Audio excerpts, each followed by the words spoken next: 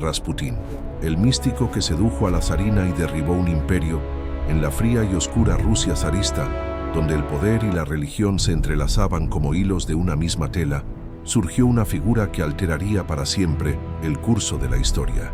Un hombre cuyo nombre aún hoy evoca misterio, temor y fascinación. Grigori Yefimóvich Rasputín. No era un noble, no era un político, ni siquiera un sacerdote ordenado. Era simplemente un campesino siberiano, un místico autoproclamado cuya influencia llegó a sacudir los cimientos mismos del Imperio ruso. Esta es la historia de cómo un hombre de origen humilde logró infiltrarse en el círculo más íntimo de la familia imperial rusa, ganando un poder que muchos aristócratas solo podían soñar. Para comprender el fenómeno de Rasputín, debemos viajar al corazón de la Rusia imperial de principios del siglo XX. Un país de contrastes brutales, donde la opulencia de la corte zarista contrastaba con la miseria de millones de campesinos. Un imperio gobernado por el zar Nicolás II, un hombre bien intencionado pero débil, y su esposa, la zarina Alejandra Fyodorovna, una mujer alemana de origen que nunca logró ganarse el corazón del pueblo ruso.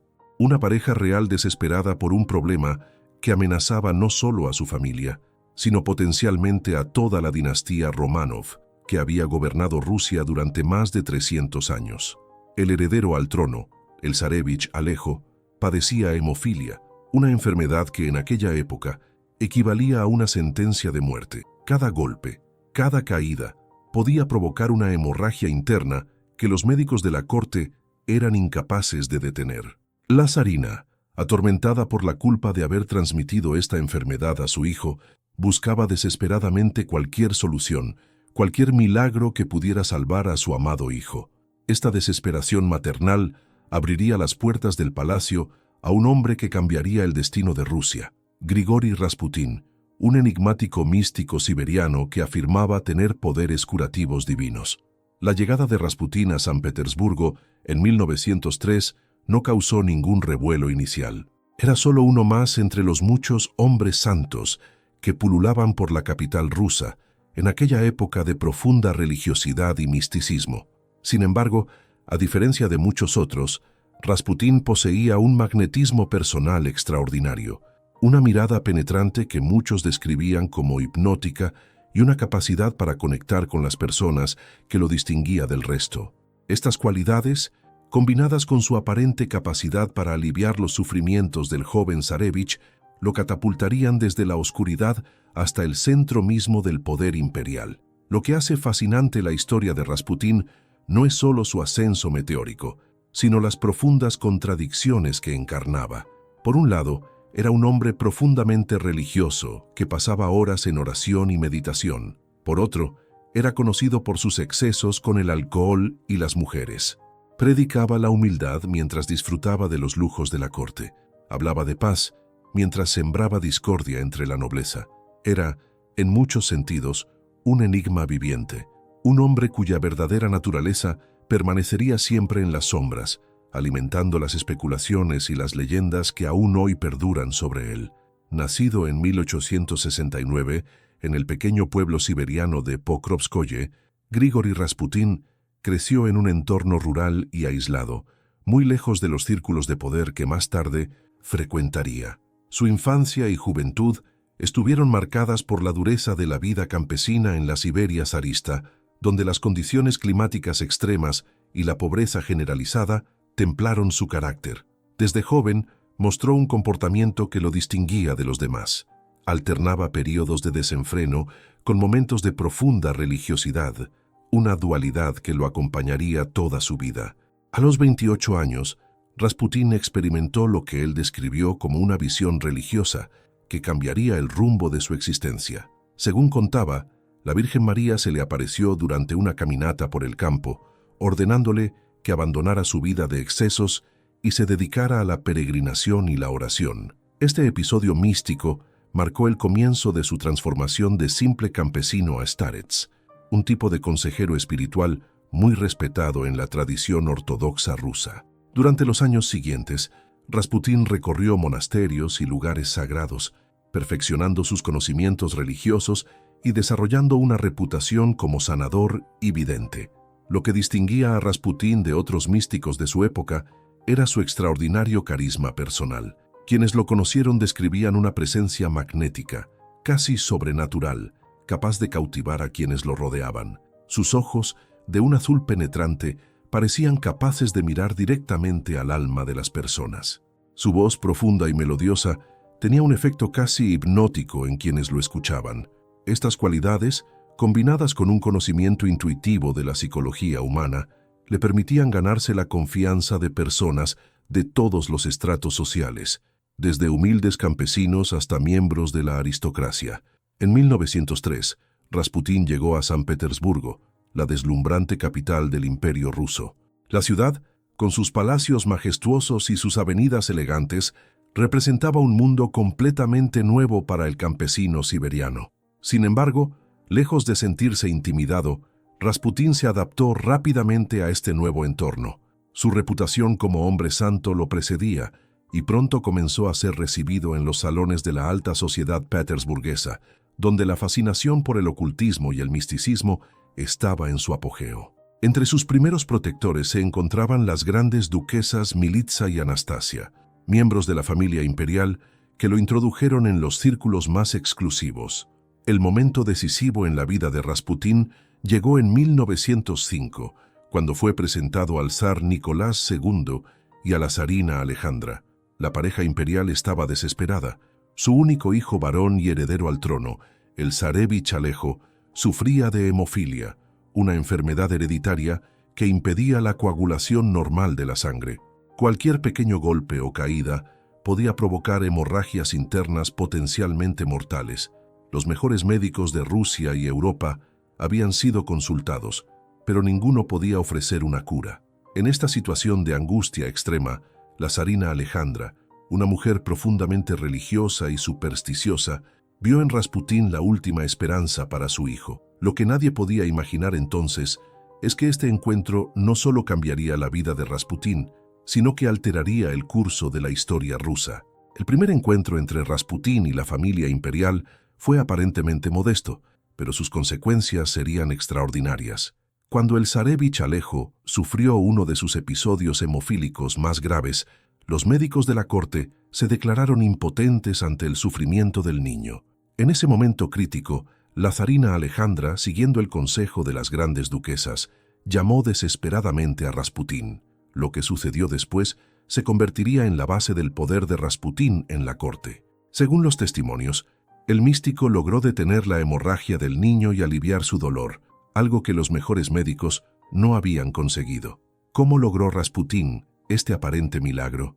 Los historiadores modernos sugieren varias explicaciones posibles. Algunos creen que Rasputín poseía un conocimiento intuitivo de técnicas hipnóticas que le permitían calmar al niño, reduciendo su presión arterial y facilitando así la coagulación natural. Otros señalan que podría haber utilizado hierbas medicinales tradicionales siberianas con propiedades anticoagulantes. Una tercera teoría sugiere que su mayor logro fue simplemente hacer que los médicos dejaran de administrar aspirina al zarevich, un medicamento que, sin saberlo entonces, empeoraba la condición al diluir aún más la sangre. Independientemente del método utilizado, el resultado fue innegable. La zarina Alejandra quedó convencida de que Rasputín poseía poderes divinos y era el único capaz de mantener con vida a su hijo. Esta convicción maternal, feroz e inquebrantable, se convertiría en el escudo protector de Rasputín contra todos sus enemigos. «Dios nos lo ha enviado», declaraba la zarina en sus cartas. «Solo Él puede salvar a nuestro precioso hijo». Para una madre desesperada, cualquier crítica contra el hombre que aparentemente salvaba a su hijo una y otra vez era simplemente inaceptable, incluso si provenía del propio zar o de los más altos dignatarios del imperio. El poder de Rasputín en la corte creció exponencialmente después de estos episodios. De simple consejero espiritual, pasó a ser un visitante habitual del palacio de Alejandro en Tsarskoye Selo, la residencia privada de la familia imperial. Allí, lejos de las miradas indiscretas, Rasputín tenía acceso directo a los aposentos familiares, un privilegio inaudito para alguien de su origen. La zarina lo consultaba no solo sobre la salud de su hijo, sino también sobre asuntos de Estado, decisiones políticas y nombramientos gubernamentales. «Escucha a nuestro amigo», escribía frecuentemente al zar, refiriéndose a Rasputín. «Él habla con la voz de Dios». Esta influencia creciente no pasó desapercibida en los círculos aristocráticos y políticos. Pronto comenzaron a circular rumores sobre la verdadera naturaleza de la relación entre Rasputín y la zarina. Se susurraba que el místico había seducido a Alejandra, que ejercía algún tipo de control hipnótico sobre ella, o incluso que mantenía relaciones íntimas con las 4 grandes duquesas, las hijas del zar. Estos rumores, aunque nunca probados, dañaron irreparablemente la reputación de la familia imperial. La imagen de un campesino siberiano de dudosa moralidad, influyendo en las decisiones del imperio, resultaba intolerable para la aristocracia rusa, sembrando las semillas del descontento que eventualmente contribuiría a la caída de la dinastía Románov. La influencia de Rasputín en la familia imperial no se limitaba a sus aparentes poderes curativos sobre el zarevich Alejo. Con el tiempo, el místico siberiano comenzó a ejercer una influencia cada vez mayor en asuntos políticos y religiosos del imperio. La zarina Alejandra, alemana de nacimiento y convertida fervientemente a la ortodoxia rusa, veía en Rasputín no solo al salvador de su hijo, sino también a un guía espiritual enviado por Dios para ayudar a Rusia. Esta convicción se fortaleció cuando, en 1915, el zar Nicolás II decidió asumir personalmente el mando de las tropas rusas en la Primera Guerra Mundial, dejando el gobierno interno del país en manos de su esposa. Con el zar ausente en el frente de batalla, la zarina Alejandra se convirtió en la gobernante de facto de Rusia y Rasputín en su principal consejero. Esta situación resultó desastrosa para el ya debilitado imperio. Rasputín, un hombre sin educación formal ni experiencia en asuntos de Estado, comenzó a influir en nombramientos ministeriales y decisiones políticas cruciales. Ministros competentes eran destituidos si se oponían a él, mientras que sus favoritos, a menudo personas incompetentes o corruptas, eran promovidos a posiciones de poder. «No es él quien habla», insistía la zarina en sus cartas al zar, «es Dios quien habla a través de él». El comportamiento personal de Rasputín fuera de la corte contrastaba dramáticamente con su papel de consejero espiritual. En las tabernas y burdeles de San Petersburgo, el hombre santo se entregaba a excesos que escandalizaban incluso a la permisiva sociedad rusa de la época. Bebía desmedidamente, participaba en orgías y se jactaba abiertamente de su influencia sobre la familia imperial. «Puedo hacer caer ministros con un simple susurro a la zarina», se le escuchó decir en más de una ocasión. Estos comportamientos eran conocidos por la policía secreta zarista, que mantenía a Rasputín bajo constante vigilancia, pero los informes sobre sus actividades eran sistemáticamente ignorados por la zarina, quien los consideraba calumnias de sus enemigos. La prensa, tanto en Rusia como en el extranjero, comenzó a publicar historias cada vez más escandalosas sobre Rasputín y su influencia en la corte. Caricaturas lo mostraban manipulando a los zares como marionetas o compartiendo el lecho imperial. Estas publicaciones, aunque censuradas cuando era posible, circulaban ampliamente y minaban la ya frágil autoridad de la monarquía. En los salones aristocráticos y en las tabernas populares, en los cuarteles militares y en los círculos revolucionarios, el nombre de Rasputín se convertía en sinónimo de la decadencia y corrupción del régimen zarista. «Mientras Rasputín viva», declaró el gran duque Nikolai Mikhailovich, «el imperio está condenado». En este contexto de creciente descontento, la Primera Guerra Mundial supuso una presión adicional sobre el ya tambaleante sistema imperial. Las derrotas militares, la escasez de alimentos y suministros y la inflación galopante crearon un caldo de cultivo perfecto para la revolución. Muchos historiadores coinciden en que la influencia de Rasputín aceleró significativamente este proceso. Sus consejos desacertados en asuntos militares y económicos, su interferencia en nombramientos clave y, sobre todo, el daño que su presencia causaba a la imagen pública de la monarquía, contribuyeron decisivamente a la caída de los Románov. Como proféticamente escribió el político Pavel Miliukov en 1916, «¿Qué es esto? ¿Estupidez o traición? refiriéndose a la influencia de Rasputín en decisiones que parecían beneficiar más a los enemigos de Rusia que al propio imperio. Si hay algo que me apasiona al contar esta historia, es cómo un solo hombre, sin títulos ni educación formal, pudo llegar a tener tanto poder sobre un imperio. Si estás encontrando esta historia tan fascinante como yo, te invito a que dejes tu like y te suscribas al canal para no perderte la segunda parte de esta increíble historia. Tu apoyo me motiva a seguir investigando y compartiendo estos relatos históricos que cambiaron el mundo. Ahora, continuemos con el relato de este enigmático personaje. A finales de 1916, la situación en Rusia había llegado a un punto crítico. La economía estaba colapsando bajo el peso de la guerra, las derrotas militares se sucedían y el descontento popular alcanzaba niveles sin precedentes. En este contexto, un grupo de aristócratas y políticos llegó a la conclusión de que la eliminación de Rasputín era necesaria para salvar la monarquía. Entre los conspiradores se encontraba el príncipe Félix Yusupov, uno de los hombres más ricos de Rusia y casado con una sobrina del zar, el gran duque Dmitri Pavlovich, primo del zar, y el político conservador Vladimir Purishkevich, miembro de la Duma, Parlamento ruso. El plan para asesinar a Rasputín fue meticulosamente elaborado por Yusupov. La noche del 16 de diciembre de 1916, según el calendario juliano entonces vigente en Rusia, Rasputín fue invitado al Palacio Yusupov con el pretexto de conocer a la esposa del príncipe, Irina. Al llegar, fue conducido a un comedor en el sótano, donde se le ofreció vino y pasteles envenenados con cianuro. Para sorpresa de los conspiradores, el veneno pareció no tener efecto alguno en Rasputín. Después de consumir grandes cantidades de los alimentos envenenados, el místico seguía vivo y aparentemente ileso. Desconcertado por la ineficacia del veneno, Yusupov decidió pasar a un método más directo. Subió al piso superior, donde esperaban los otros conspiradores, tomó un revólver y regresó al sótano. Allí, según su propio testimonio, disparó a Rasputín en el pecho a quemarropa. El místico cayó al suelo y los conspiradores lo dieron por muerto. Sin embargo, cuando Yusupov regresó más tarde para verificar el cadáver, encontró a Rasputín no solo vivo, sino intentando escapar. Con una fuerza sobrehumana, el herido Rasputín atacó a Yusupov antes de huir hacia el patio nevado del palacio.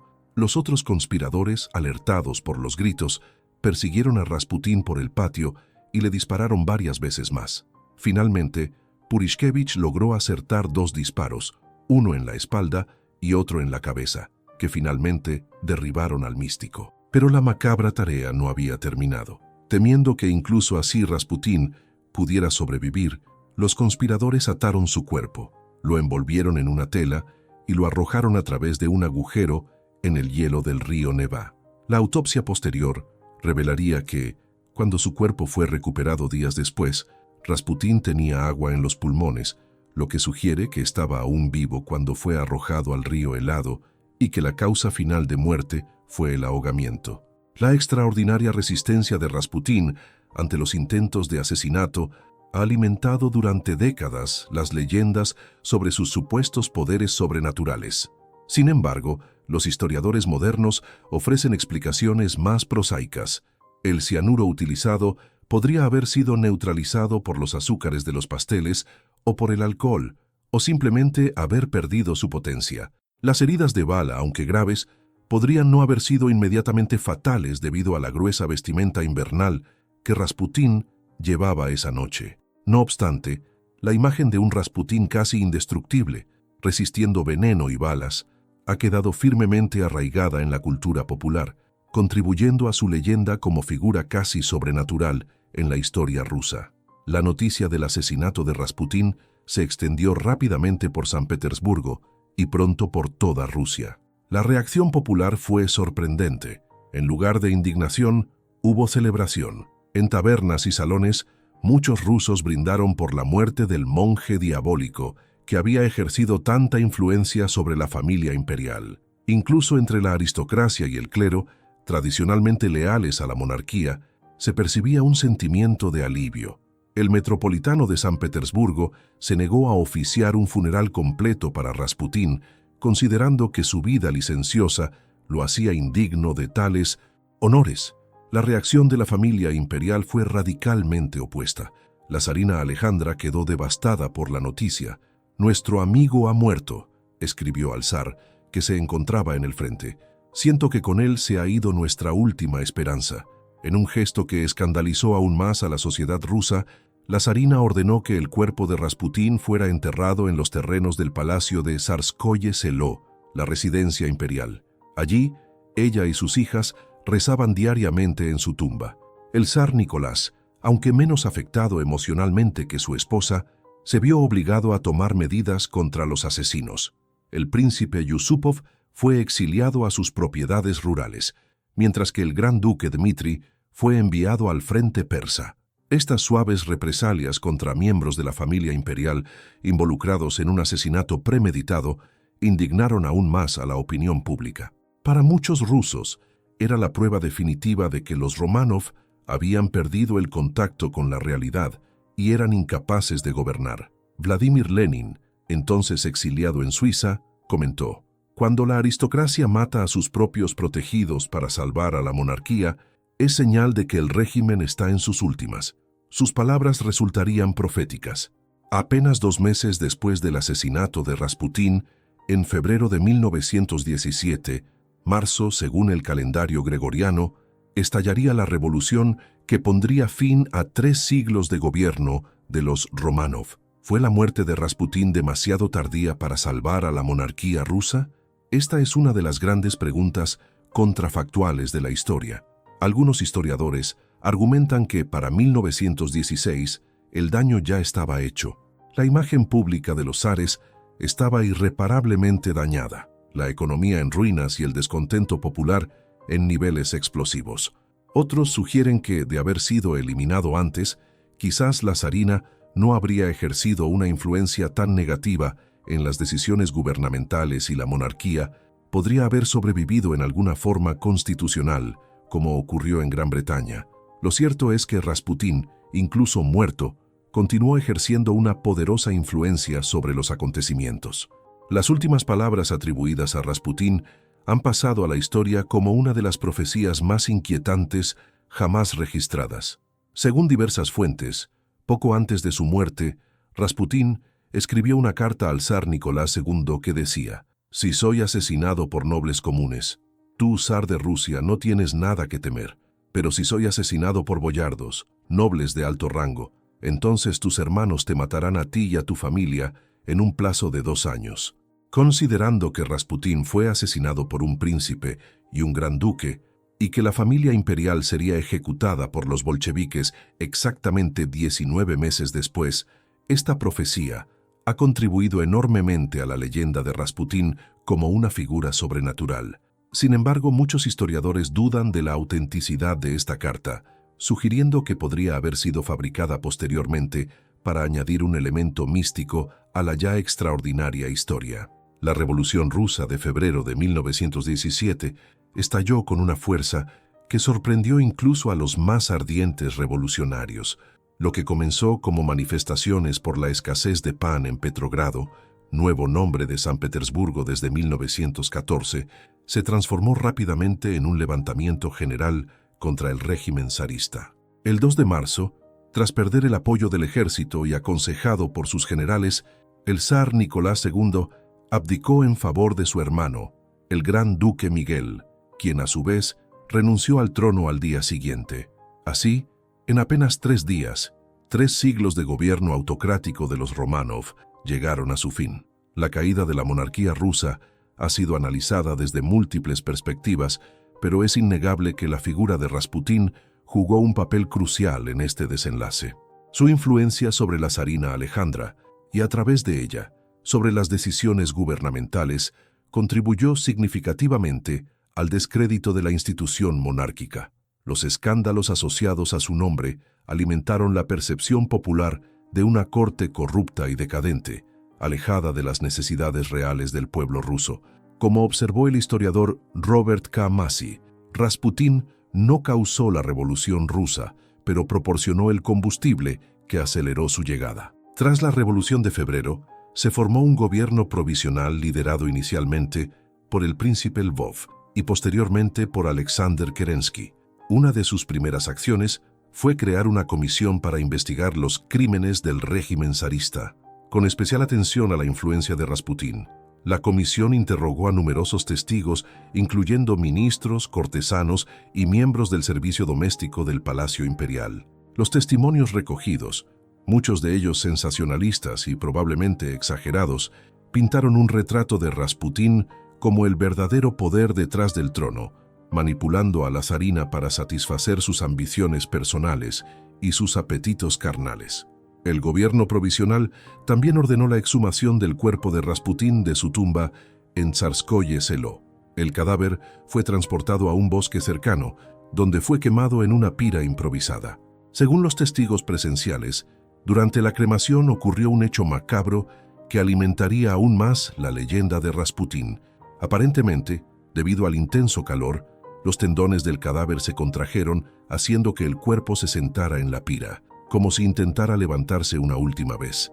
Esta imagen del cadáver resucitado se propagó rápidamente, añadiendo un capítulo final a la ya extraordinaria historia del místico siberiano. El gobierno provisional duraría poco. En octubre, noviembre según el calendario gregoriano de 1917, los bolcheviques liderados por Lenin tomaron el poder en lo que sería conocido como la Revolución de Octubre. La guerra civil que siguió enfrentó a los rojos, bolcheviques, contra los blancos, monárquicos, liberales y otros opositores al comunismo. Durante este conflicto, el 17 de julio de 1918, el zar Nicolás II, la zarina Alejandra, sus 5 hijos y 4 sirvientes fueron ejecutados por un pelotón de fusilamiento bolchevique en la ciudad de Ekaterimburgo.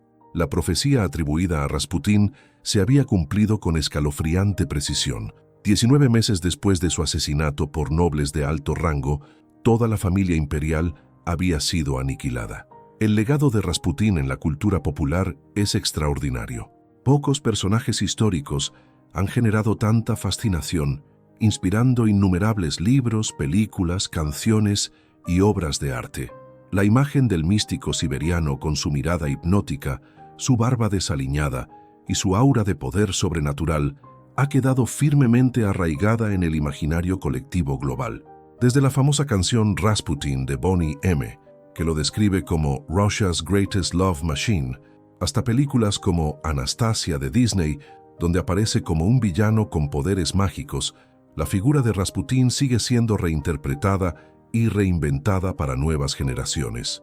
Esta fascinación cultural tiene sus raíces en las contradicciones inherentes al personaje histórico. Rasputín encarna simultáneamente lo sagrado y lo profano, lo espiritual y lo carnal, lo rústico y lo poderoso.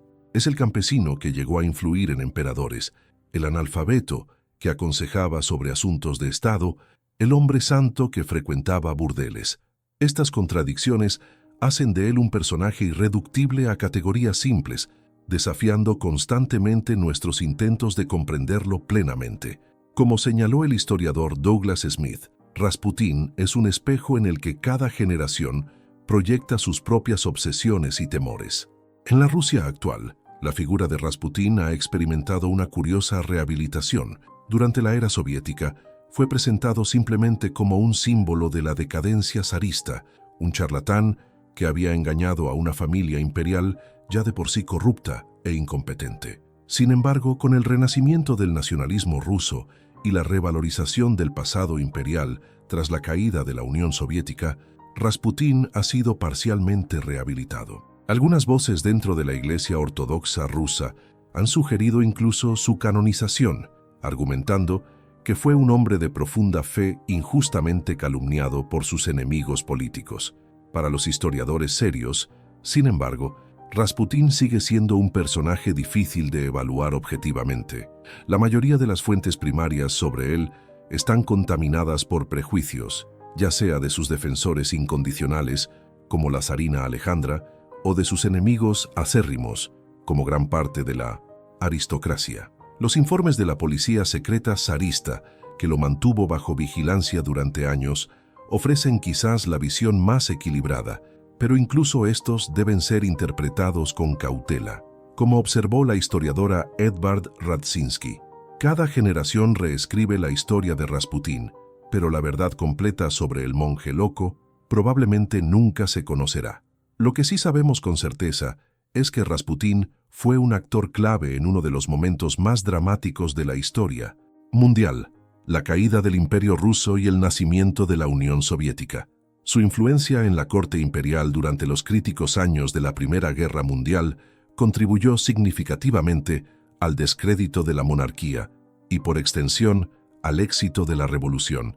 En este sentido, podría decirse que Rasputín, el humilde campesino siberiano, alteró el curso de la historia mundial de una manera que pocos individuos han logrado. Como proféticamente escribió en una carta poco antes de su muerte: «Siento que debo morir antes del año nuevo, pero si muero, el zar de Rusia perderá su corona en menos de 6 meses». Murió el 30 de diciembre de 1916. El zar abdicó el 2 de marzo de 1917. Más allá de su impacto inmediato en la Revolución Rusa, Rasputín representa un fascinante estudio de caso sobre el poder de la personalidad en la historia. ¿Cómo pudo un hombre sin educación formal, sin riqueza heredada, sin posición oficial ni rango militar, llegar a ejercer tanta influencia en uno de los imperios más poderosos del mundo? La respuesta nos lleva a explorar la compleja interacción entre el carisma personal, las circunstancias históricas y las vulnerabilidades humanas que pueden hacer que incluso los más poderosos caigan bajo la influencia de individuos extraordinarios.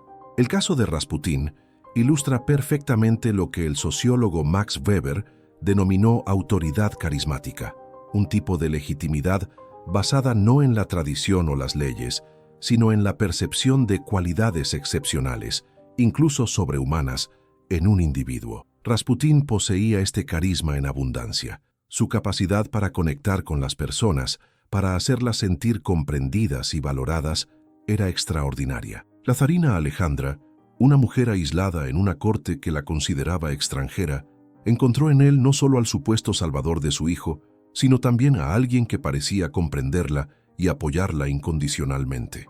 Esta dinámica psicológica, más que cualquier supuesto poder sobrenatural, explica gran parte de la influencia de Rasputín. Las circunstancias históricas también jugaron un papel crucial. Rasputín emergió en un momento de profunda crisis para Rusia. Derrotada en la guerra contra Japón, 1904-1905, sacudida por la Revolución de 1905, y con una monarquía cuya legitimidad estaba siendo cuestionada como nunca antes. En tiempos de crisis, las personas tienden a buscar soluciones no convencionales, figuras salvadoras que prometan una salida rápida a los problemas. El misticismo de Rasputín, su supuesta conexión directa con lo divino, ofrecía precisamente ese tipo de solución mágica que muchos, incluida la familia imperial, anhelaban desesperadamente. La historia de Rasputín también nos muestra cómo los rumores y la propaganda pueden amplificar y distorsionar la influencia real de un individuo. Gran parte de lo que sabemos sobre Rasputín proviene de fuentes hostiles que tenían interés en presentarlo de la peor manera posible. Los rumores sobre orgías, hipnosis, control mental y relaciones íntimas con la zarina y sus hijas probablemente fueron exagerados o directamente inventados.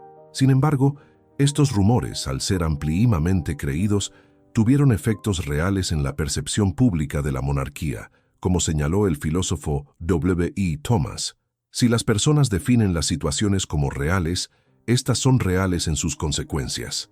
Quizás la lección más importante que podemos extraer de la historia de Rasputín es sobre la vulnerabilidad de los sistemas políticos a la influencia informal. El Imperio Ruso, a pesar de su elaborada burocracia y sus siglos de tradición, se vio profundamente afectado por la influencia de un individuo sin posición oficial. Esta vulnerabilidad no era exclusiva de la autocracia zarista. Sistemas políticos de todo tipo y en todas las épocas han sido susceptibles a la influencia de eminencias grises que operan entre bastidores. La diferencia es que en sistemas más abiertos y transparentes, tales influencias tienden a ser más visibles y, por lo tanto, más fáciles de contrarrestar. El estudio de figuras como Rasputín nos obliga a reconsiderar nuestra comprensión de cómo funciona realmente el poder.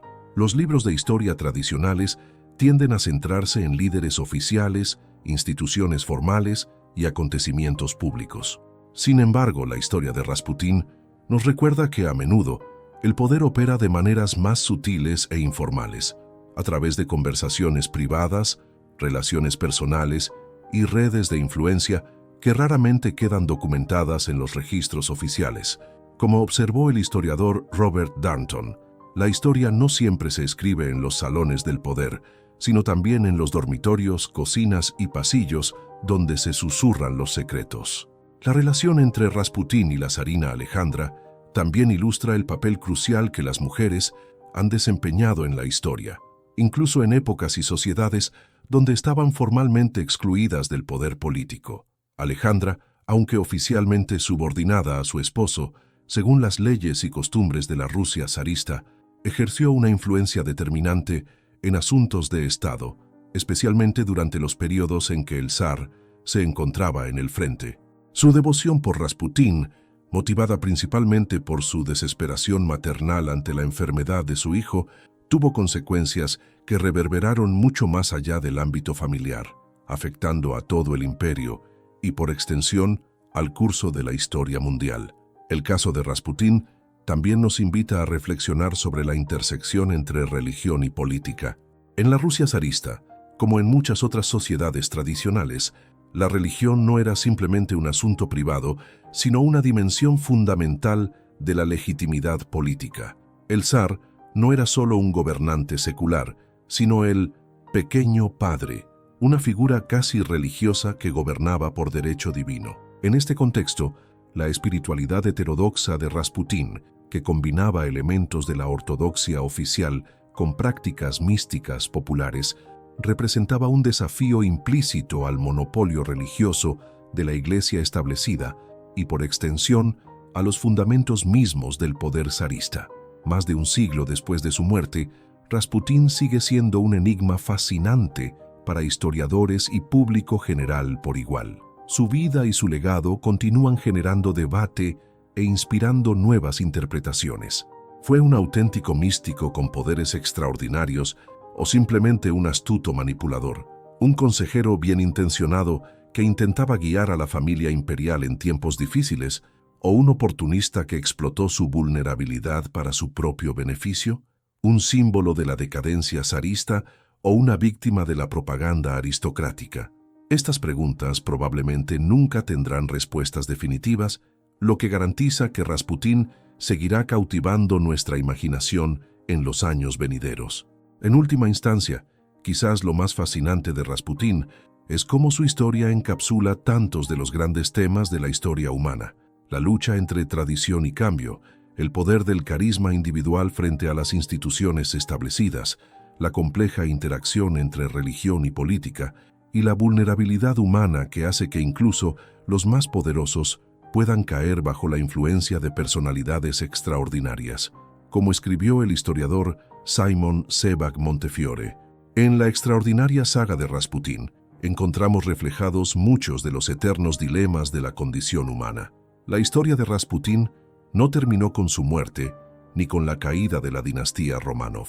Su legado continuó reverberando a través del siglo XX y hasta nuestros días, influyendo no solo en la comprensión histórica de la Revolución Rusa, sino también en la cultura popular global. Películas, novelas, óperas, musicales y canciones han mantenido viva su imagen, a menudo distorsionándola aún más al añadir capas adicionales de mito y fantasía a una historia ya de por sí extraordinaria. El Rasputín de la cultura popular, con sus poderes hipnóticos y su resistencia sobrehumana, ha eclipsado en gran medida al personaje histórico, convirtiéndose en un arquetipo del místico malévolo que manipula a los poderosos. Esta persistencia cultural de Rasputín refleja nuestra continua fascinación con figuras que desafían las categorías convencionales. En un mundo cada vez más secular y racional, Rasputín representa un recordatorio inquietante del poder que lo irracional, lo místico y lo carismático pueden seguir ejerciendo incluso en las sociedades aparentemente más avanzadas. Su historia nos advierte sobre los peligros de depositar demasiada fe en individuos carismáticos que prometen soluciones simples a problemas complejos, una lección que sigue siendo relevante en nuestro propio tiempo, donde los líderes populistas a menudo emplean técnicas similares para ganar y mantener el poder. Para Rusia, la figura de Rasputín sigue siendo particularmente significativa, encarnando muchas de las tensiones y contradicciones que han definido la identidad nacional rusa a lo largo de los siglos. La lucha entre Oriente y Occidente, entre tradición y modernidad, entre autocracia y democracia, entre misticismo ortodoxo y racionalismo secular, todas estas dicotomías encuentran expresión en la compleja figura del monje loco. No es casualidad que durante períodos de crisis nacional, como la caída de la Unión Soviética en 1991, hayan surgido nuevas figuras carismáticas comparadas frecuentemente con Rasputín, como el místico Sergei Kunaev, que brevemente aconsejó a Boris Yeltsin. Los historiadores modernos han intentado separar al Rasputín histórico del mito, una tarea complicada por la escasez de fuentes fiables y la abundancia de testimonios sesgados. Estudios recientes sugieren una visión más matizada. Rasputín probablemente no era ni el santo que la zarina creía, ni el demonio que sus enemigos describían. Era un hombre complejo, con genuinas convicciones religiosas, pero también con debilidades humanas muy evidentes. Su influencia política, aunque significativa, probablemente fue exagerada tanto por sus defensores como por sus detractores. Como concluyó el historiador Orlando Figes, Rasputín no causó la caída de los Románov, pero se convirtió en el símbolo perfecto de todo lo que estaba podrido en el régimen zarista. Esta visión más equilibrada no disminuye la importancia histórica de Rasputín.